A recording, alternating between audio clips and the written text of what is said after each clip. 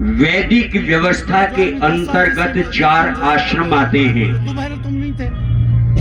सुनो मंत्री जी, पहला है ब्रह्मचर्य आश्रम, दूसरा है गृहस्थ आश्रम और तीसरा वानप्रस्थ और चौथा मास्टर जी सन्यास।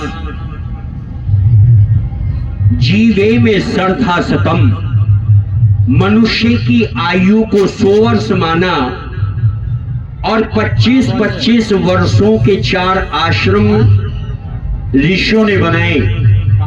25 वर्ष तक ब्रह्मचर्य का पालन करें और विद्या अध्ययन करें। अपनी संतानों को ब्रह्मचारिणी व ब्रह्मचारी को गुरुकुल में भेजें। 25 वर्ष तक वो ब्रह्मचर्य का पालन करें, विद्या का अर्जन करें, वो ब्रह्मचर्य आश्रम कहलाता है। जब एक ब्रह्मचारिणी व एक ब्रह्मचारिणी का विवाह हो जाए तो वो गृहस्थ आश्रम में प्रवेश करता है। कहते हैं ऋषि कि 50 वर्ष तक गृहस्थ आश्रम का भोग करें। केवल गृहस्थियों को दिया है अस्तु वयम शाम पतियो रे नाम। गृहस्थी खूब धन ऐश्वर्यों का स्वामी हो, वो खूब धन कमाए, क्योंकि धन से गृहस्थ का निर्वहन होता है। जब 51वें वर्ष में घर में ज्येष्ठ पुत्र हो जाए और पौत्र हो जाए तो गृहस्थ का उत्तरदायित्व अपने ज्येष्ठ पुत्र को सौंप करके वो वानप्रस्थ आश्रम में प्रवेश करे और 75 वर्ष तक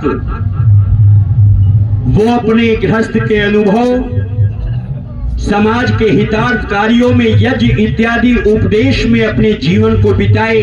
वो 75 वर्ष तक वानप्रस्थ आश्रम को जिए और 75 वर्ष के पश्चात का जीवन सन्यास आश्रम में जिए। वो धर्म, अर्थ, काम और मोक्ष की प्राप्ति का प्रयत्न करे। लेकिन एक बात कहना चाहता हूं, स्वामी दयानंद से पूछा कि ऋषिवर, इन 4 आश्रमों में सबसे बड़ा आश्रम कौन सा है? ऋषि कहता है सबसे, इन 4 आश्रमों में सबसे बड़ा, सबसे ज्येष्ठ, सबसे श्रेष्ठ, सबसे तपस्वी गृहस्थ आश्रम है। ऋषि से पूछा गृहस्थ बड़ा क्यों है?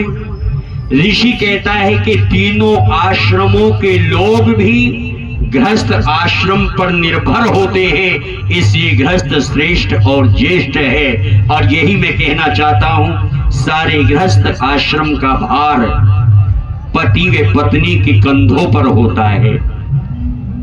किसे कहते हैं पत्नी? वैसे आज हमारे घरों में पत्नी नहीं है, आज हमारे घरों में बहू है, बहू। पत्नी की परिभाषा विद्वानों ने की, जो पति को पतन के रास्ते से हटाकर, और पतन कौन सा? मानो पति शराबी है तो किसे कहा पत्नी? जो पति को पतन के रास्ते से हटाकर उत्थान के मार्ग पर भेज दे, उसको कहा है पत्नी। मनु महाराज मनुस्मृति में